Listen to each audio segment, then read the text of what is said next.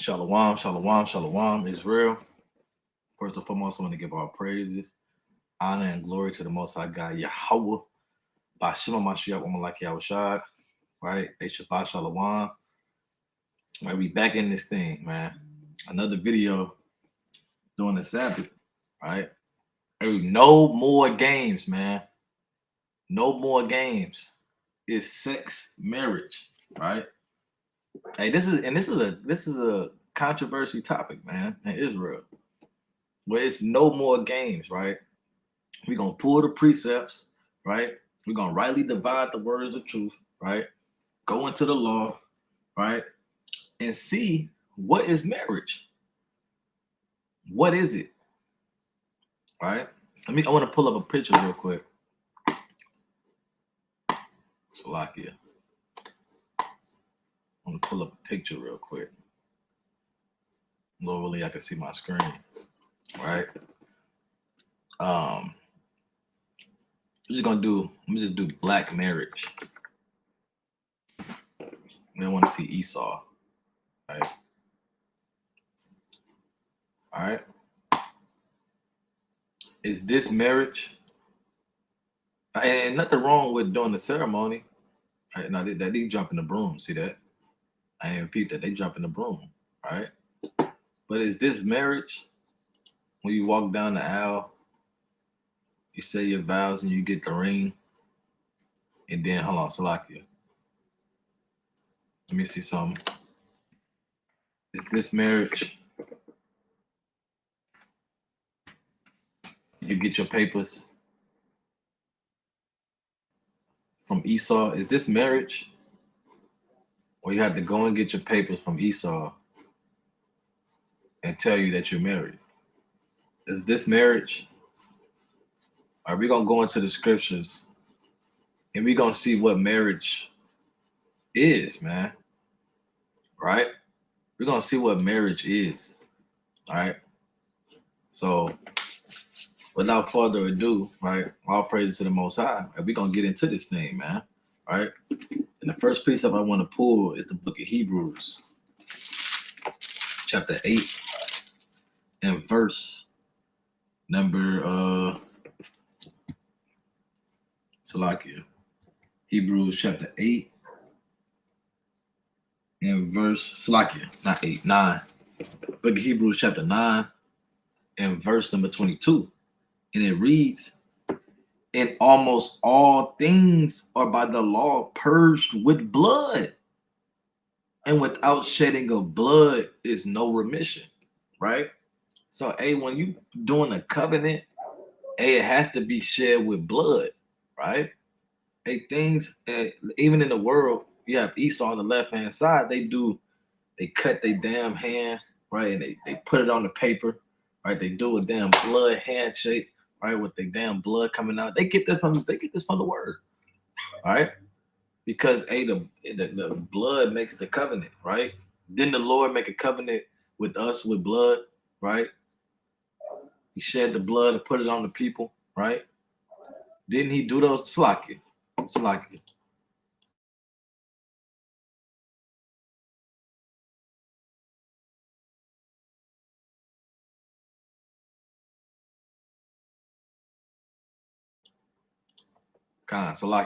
right?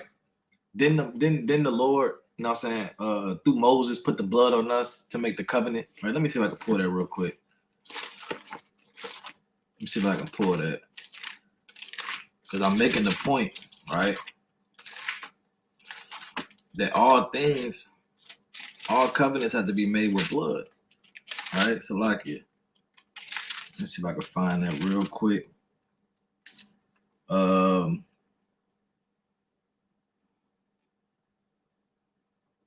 not mistaken, it's in Exodus chapter.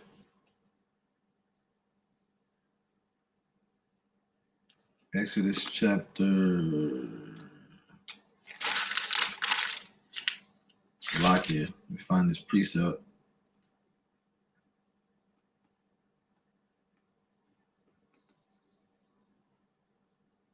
Salakia, I'm gonna find it real quick. Right? Because he made the covenant with blood.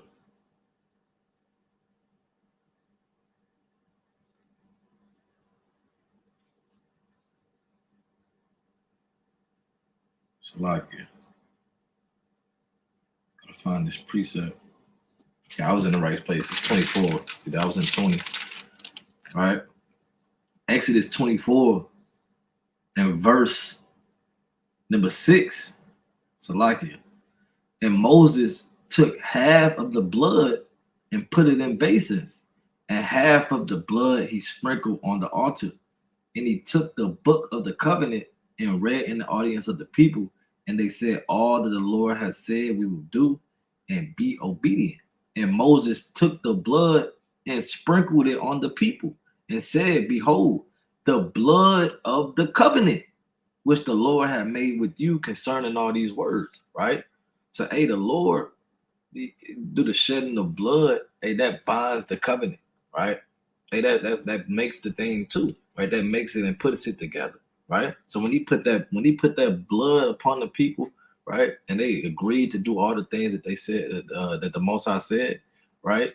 Hey, that bound the covenant, right? And I bring out that to say, right, in the ancient days, right, when the woman was a virgin, and when that man lays down with her, right, hey, it's a shedding of blood, right? That's the covenant, right? And I'm gonna pull that in the law real quick, right? Because they have to explain, people have to explain this, right? Can't just say it's just you getting the damn paper, right? You good getting the damn ring and walking down the aisle that's the marriage, man, right? Even in the world, they don't even say that's the marriage, and I'm gonna pull that up, right? But I want to get this first in the book of Deuteronomy, chapter 22, and verse number 13, right? Book of Deuteronomy, chapter 22, and verse 13. If any man take a wife and go in unto her and hate her and give occasion of speech against her and bring up a evil name upon her and say, I took this woman when I came to her, I found her not a maid. Meaning when he went on to her, right, he's coming up with an occasion, right, and saying that, hey, when I went into her, she wasn't a maid, meaning she wasn't a virgin, right? And how do they prove to know if she was a virgin or not, right? What things did they used to do in the ancient days, right? Check this out. Then shall the father of the damsel and her mother take and bring forth the tokens of the damsel's virginity unto the elders of the city, right? And now they have a thing that's the tokens of her virginity, right? It's the proof that she was a virgin, right? And the parents in the ancient days, they always held on to these things, just in case of a case like this, right? It's to show that, okay, this man took my daughter, right? So let's read it. It says, and the damsel's father shall say unto the elders, I gave my daughter unto this man to wife, and he hated her, right? And lo, he hath given occasion of speech against her, saying, I found not thy daughter a maid, and yet these are the tokens of my daughter's virginity. And what is that? What is that token? It's gonna explain to you what that token is of her virginity, right? It says, and they shall spread the cloth before the elders of the city, right? And the token of the virginity is that cloth, right? Because back in the ancient days, they'll put a white cloth down, right? When the man and woman, right, lay down with each other, right? And what they say in the world, he breaks her hymen, right? Which sheds forth blood, right? That's why I brought out all covenant has to be made with blood, right? And the parents, they keep hold on those sheets, right? That's the token of her virginity, right? It shows that she lost her virginity, man, right? And they keep the hold on these things for accounts like this, so they can bring it to the elders of the city if that man try to come up with anything out of his mind, man, right? And they spread it forth, and they see that there's the blood on there, and they know that that man was lying, right? Because the parents had the sheets right then and there, right? They didn't show no damn certificate. Hey, this is where Esau signed it. This is where I signed it, and this is where she's. No, they didn't show that. All right. He went to the sheets where they laid down on, right? Which bound the covenant, right? Which consummates the marriage, right? We're gonna get into that too, man. Right? So once they laid down with each other, right? And they had the sheets. That's how they moved in the ancient days, right? I'm gonna finish this out real quick, but that's the point though. It says, and they shall spread the cloth before the elders of the city, and the elders of that city shall take that man and chastise him, right? And they shall immerse him in 100 shekels of silver and give them unto the fathers of the damsel, because he hath brought up an evil name upon a virgin of Israel, and she shall be his wife, and he may not put her away all the days of his life, right? Because he laid that. I mean, that's your wife, man. When you lay down with a woman, hey, that's your wife, because sex is marriage, right?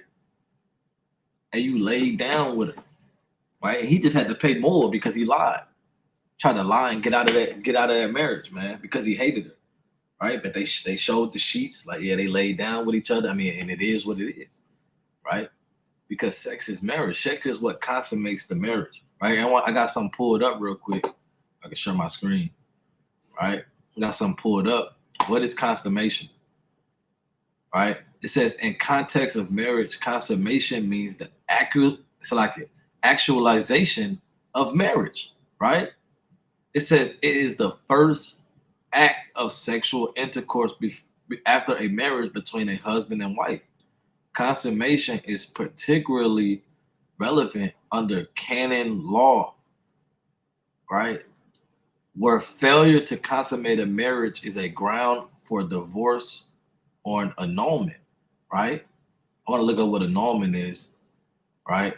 But it says that, let me go back real quick. It says, hey, if you don't do these things, it's ground for a divorce, right? Which is off, that, I mean, it's not off because y'all ain't lay down with each other. See that?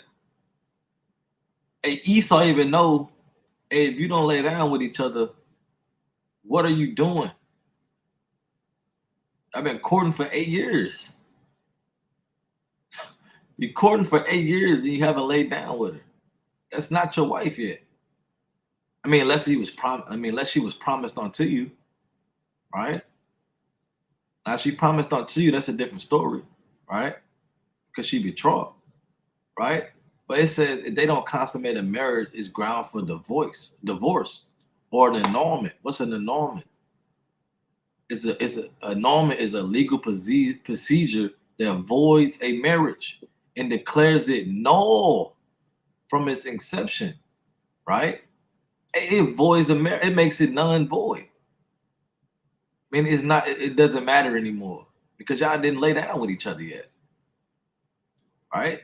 So it doesn't matter if y'all got the papers, y'all said y'all vows, y'all walked down the aisle, the father handed her off to you, right? She got the ring, right? Y'all danced in front of everybody, or y'all cut the cake, right?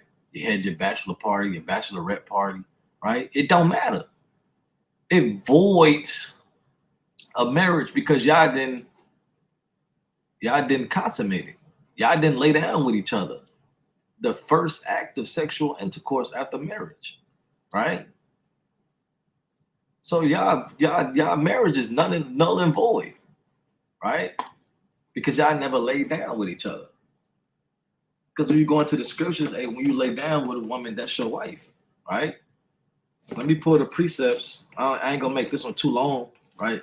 Brother's short for time, right? But we gonna pull the precepts real quick, all right? We're gonna prove without a shadow of a doubt what marriage is. It's the book of Genesis, chapter 24. So like chapter 24, it's a classic, right? Lord willing, y'all get these precepts done if y'all don't got them, right? It's the book of 24, Genesis chapter 24 and verse 67, right? And Isaac brought her, talking about Rebecca, and Isaac brought her into his mother Sarah's tent and took Rebecca, right?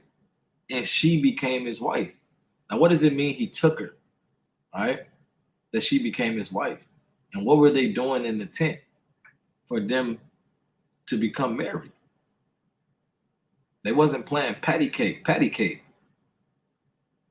or damn tic-tac-toe. I'll be X and you be the O's, right? They wasn't playing tic-tac-toe in there. and he took her, right? Meaning he had sex with her, man. Right? He laid hold on her, right? And he laid down with her, right? Like the sister said. He laid down with her, right? And she became his wife. And he loved her. And Isaac was comforted after his mother's death, man. So when they went in that tent, right, they did what they did. Hey, now they married, right? Now they become one flesh, right? Because when you lay down with a woman that is your wife, right? That is marriage. All right. We're gonna kind of make it rapid fire, right? But hey, that's one account, right? That's one precept. Right? Check this out. It's the book of Genesis, chapter 30, and verse number 3, right? And she said, Behold, actually, I'm gonna start up at 1. Genesis 30 and 1. And when Rachel saw that she bare Jacob no children, Rachel envied her sister and said unto Jacob, Give me children, or else I die. And Jacob's anger was kindled against Rachel, and he said, Am I in God's stead, who have withheld thee from the fruit of the womb? And she said, Behold, my maid Bilhah, go in unto her. Meaning, hey, go lay down with her, right? Have sex with her, right? Go in unto her, and she shall bear upon my knees, that I may have children by her. Now let's see what happened once he laid down with her. Because here, there's no marriage ceremony, there's no papers, right? There's none of that, right? She's just saying, hey, you go lay down with her, right? So that she can bear children for me. And let's see what happens. And she gave him Bilhah, her maid, to wife. And Jacob went in onto her. See that? Now that's his wife. Now that's his wife because he laid down with her. I mean, how could you deal with that? You can't. It's no way to get. We in the law, and we gonna stay in the law, all right? We gonna stay in the law to prove this. Right? It's no getting around that. This woman gave her handmaid to her husband to wife, man.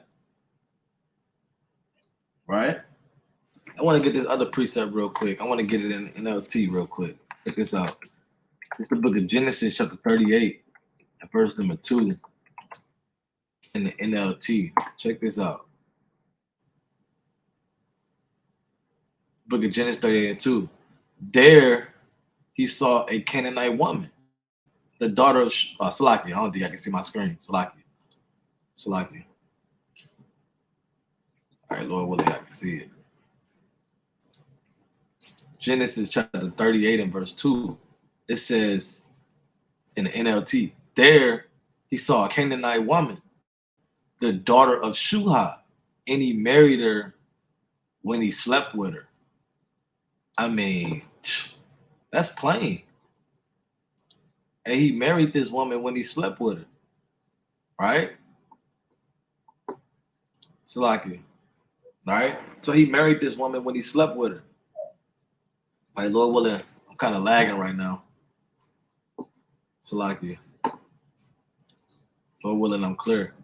Right? But he laid with this woman when he slept with her, man. Right? So, and that's another precept that show that a sex is marriage, man. And there's no more games. Right? We bringing out all the precepts to prove it. Right? There's no other way around it. Right? We're going to go to the next one. Stand in the law. Right? It's the book of Deuteronomy. All right, we're going to kind of make this. Actually, we're going to go to Exodus. We're going to keep it in order. Exodus chapter 22 and verse number 16. And we're going to stay in order. Right? Still in the law. All right? It says, Salakia. Let me check and see something real quick. Make sure I'm good on the live. Salakia. All right, cool. All praises. All right.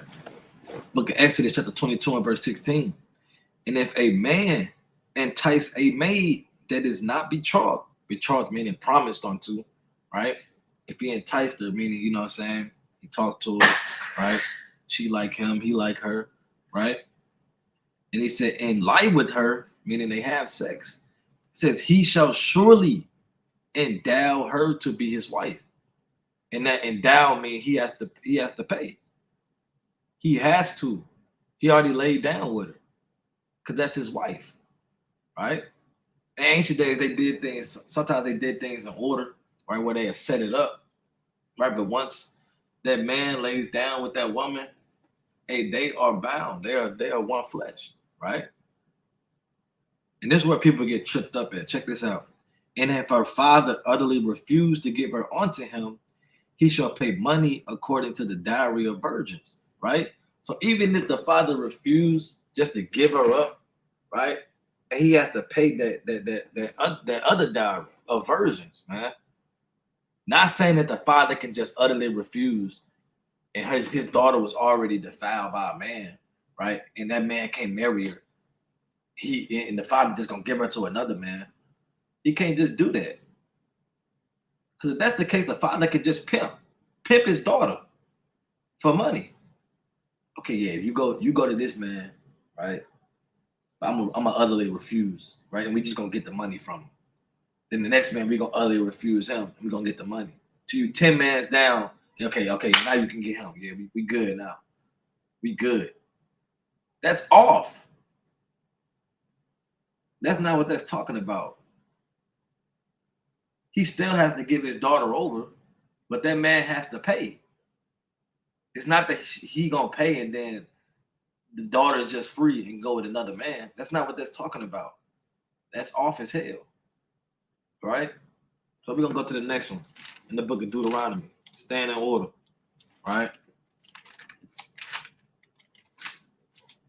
Right. Book of Deuteronomy, chapter 21, and verse number 13, right?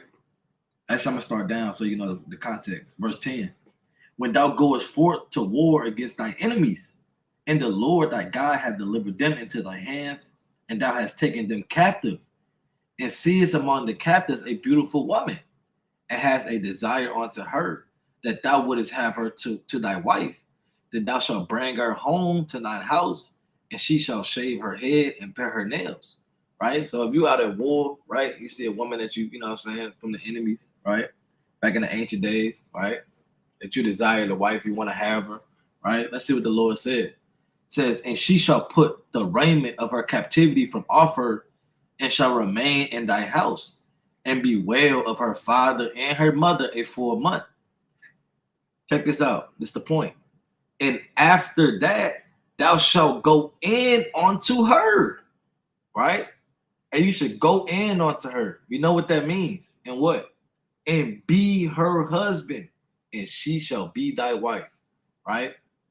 Hey, and that's plain, man. Once she bewail her mother, her father knows that full month, and you gonna go in on tour, right? And now she's gonna be your wife, right? And you gonna be her husband. I didn't see here, you shall go onto Esau and get the marriage certificate, sign it, have your marriage, walk down the aisle, and buy the $2,000 ring or however much, right, that she may desire and like.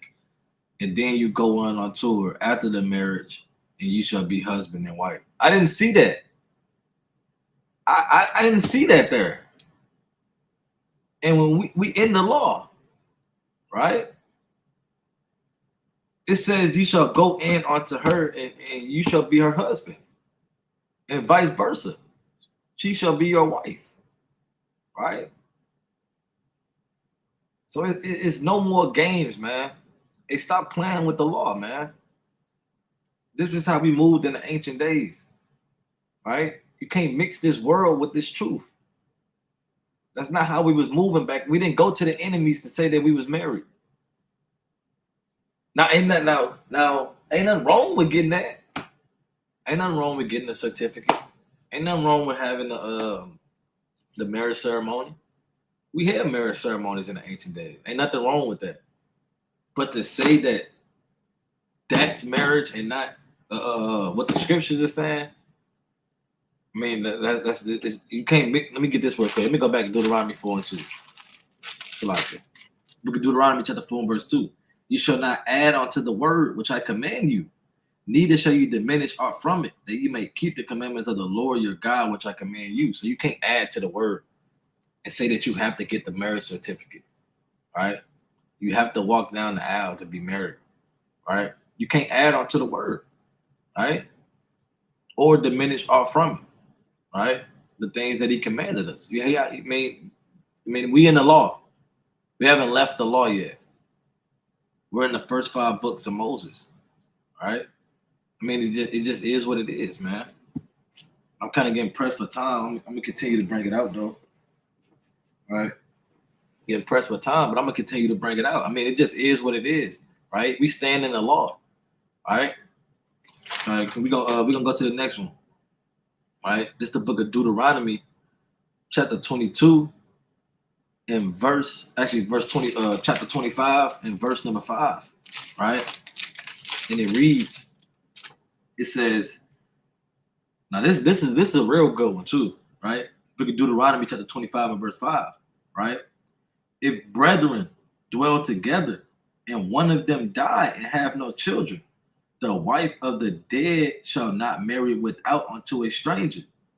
Her husband's brother shall go in unto her and take her to him to wife, to perform the duty of an husband's brother unto her, right? So I don't know how people can deal with that, but hey, if I got a brother, my brother ain't had no children, or he had children, he might have had all daughters, but he ain't had no son, right? Which is the son is the firstborn, right? He gets all the inheritance passed down to him, right? He the one that carries on the seed line, right? If my brother died, he ain't got no son, right? Hey, I have to go in onto his wife. It's in the law. I have to go in onto his wife, and she becomes my wife, man. Once I go in onto her, right? That's just what it say in the law, right? I mean, you have to deal with that. And that can also go into multiple wives. People say you can't have multiple wives. What if I'm already married? What if I already got a rib, right? And my brother died, he ain't got no I gotta go into it. I can't let no random man, right? I'm from the tribe I can't let no random man from the tribe of Naphtali come in, right? We have to keep our inheritance going, right? And I'm the closest seed line to him, so I gotta go in into it, right? And she becomes my wife, right? I mean, and that's just plain. That is what it is, right? You can't get around this and try to make it fit your doctrine, right? Yes, it's valid for today, all right? I mean, it's not off if he do it. He didn't sin it. He's not gonna sin against the Most High if he does that, all right? Because you know what I'm saying, if a man dies and that woman can remarry, right? Only if that man is dead. That's the only way a woman can remarry, right? So if her husband dies, and the brother has to go in onto her, right? And bear seed onto him, right? Because this is in the law. We got to keep the law, statutes, and commandments of the Most High. And you want to do it in order, right? You want to get counsel and advice on how to do it properly, right? But yes, I mean, it's still valid, right? It's still valid, right? I'm going to get another one.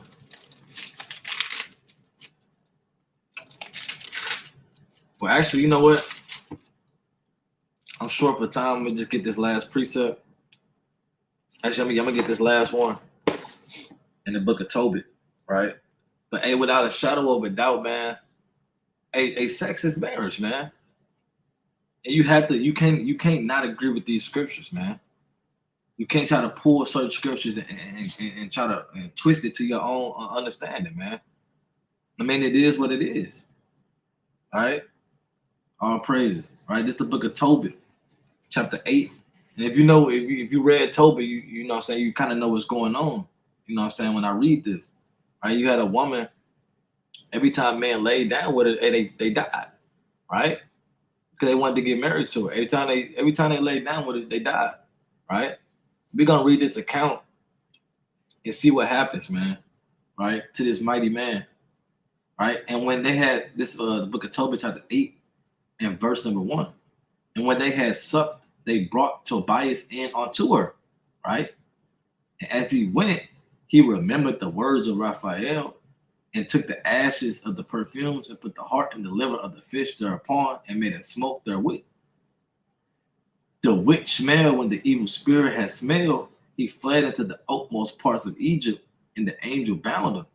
And after that, they were both shut in together, right? So Tobias and his one, because there was an evil spirit that was killing these men, right? Every time they went in to lay down with it, right? Kind of showing that hey, these men wasn't it, right? This ain't the man that was set up for you, right? It says the witch smells like in verse 4. After that, they were both shut in together. Tobias rose out of the bed and said, Sister, arise and let us pray that God will have pity on us, right? And this was just Tobias moving in the spirit, right? I'm going to keep reading, I'm going to jump down. Then began Tobias to say, Blessed art thou, O God of our father. Blessed is the holy and glorious name forever. Let the heavens bless thee and all thy creatures. I'm going to jump down to verse 7. Oh, now, O Lord, I take not this my sister for lust, but uprightly. Therefore, most mercifully ordained that we become aged together. And she said with him, Amen. So they slept both that night. And Raguel arose and went and made a grave, saying, I fear lest he also be dead. But when Rachel also came into his house, he said unto his wife Edna, Send one of the maids, and let her see whether he be alive. If he be not, that we may bury him, and no man know it. So the maid opened the door and went in and found them both asleep. Right? Now what was they doing in that scripture? Right? Hey, what was they doing in there? Right? What was they doing in that marriage chamber to see if they was alive or not? Because if you read up in the chapters before, hey, these men went in on tour and they died, right? Hey, but Tobias, he was still alive. That's why that's why the father, he already had the grave dig. Because he was like, this guy probably not gonna make it either, right? So he sent this handmaid, right? And they was both asleep, right? Then if you keep reading, then they had the marriage ceremony, right? They feasted for I think 14 days, right? They had a marriage ceremony for 14 days, man. They turned up in righteousness, right? But when they laid down with each other, right? And that's when she became his wife, right? But with that, actually, she had somebody had a question. But what does the scripture means? Keep the bed undefiled. Can you explain? Right? Let me pull that real quick.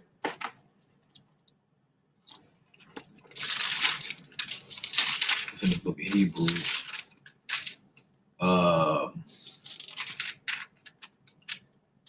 The book of Hebrews, chapter 13 and verse 4 says, Marriage is honorable in all, and the bed undefiled. But whoremongers and adulterers God will judge, right? Meaning, hey, some beds are defiled. That's why I said if you keep going, it says, but whoremongers, because it's a semicolon right there, right? It says, but whoremongers and adulterers will be judged. Because that would defile the bed, right? You committing adultery, right? You committing fornication, bestiality in the bed, and that'll defile it. But he said if marriage is honorable, right, in the eyes of the Most High, right? In the bed undefiled. So that's all it means. It's not nothing deeper than that. You know what I'm saying? Right? The Most High wants the bed to be with a married couple, right? Not no confusion. Right? But you know what I'm saying, Lord willing, that answered your question. Right? Well, with that, you know what I'm saying? Hey, Lord willing, that was all praise to the Most High. Right? Lord willing, that was edifying, right? Lord willing, you got the precepts down, right? You able to rightly divide the words of truth, right? Hey, no more games, man. And now we know what marriage is, man. But with that, call on Yahweh by Shema Mashiach, woman like Yahweh Shad, Shabbat Shalom, Kwam Yashua, Shalom.